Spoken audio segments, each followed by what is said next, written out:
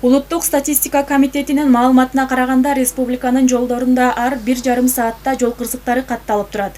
Ал эми Нарын районунда былтыркы жылы 16 жол кырсыгы катталса, жыл башынан бери бул көрсөткүч 19га жеткен.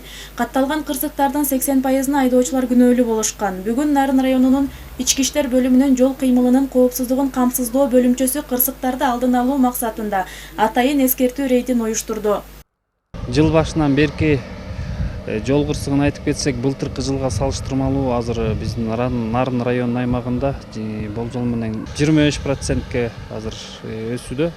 Жаракат алгандардын саны да ошондой бир 20-25% өсүп атат. Эл тартып баратасыз да, эмеңиз барбы, путевойлусуңуз? Ошондо көргөзсөңүз.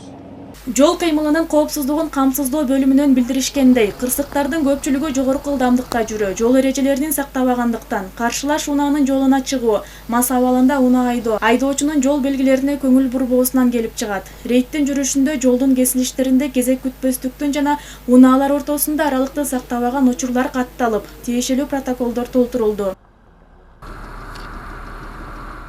Муну менен катар рейд учурунда мамлекеттик салык кызматынын Нарын райондук бөлүмү айдоочуларга 1 сентябрга чейин автоунаа салыгын төлөө керектигин маалымдады. Транспорт салыгын убагында төлөбөгөн жарандарга административдик айыппул салынаары эскертилди.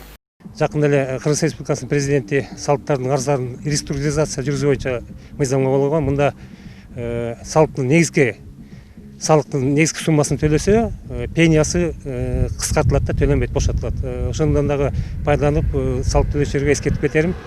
Салыктын негизги суммасын төгүп, пенияларыңыздан кутулуп алыңыздарды эскертебиз.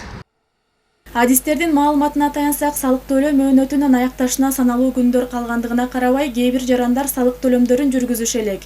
Төлөмдөрдү аткаруу үчүн кардарлар электрондук капчыктарды жана интернет системасын пайдалана алышат. Мындан тышкары төлөмдөр кечиктирилген убакта юридикалык жактарга 5000 сом, жеке жактарга 1000 сом мөлчөмүндөгү айып салынаарын мекемеден белгилешти. Гүлзат Мокенова, Шамен Болотбеков, жаңылыктар, Нарын району.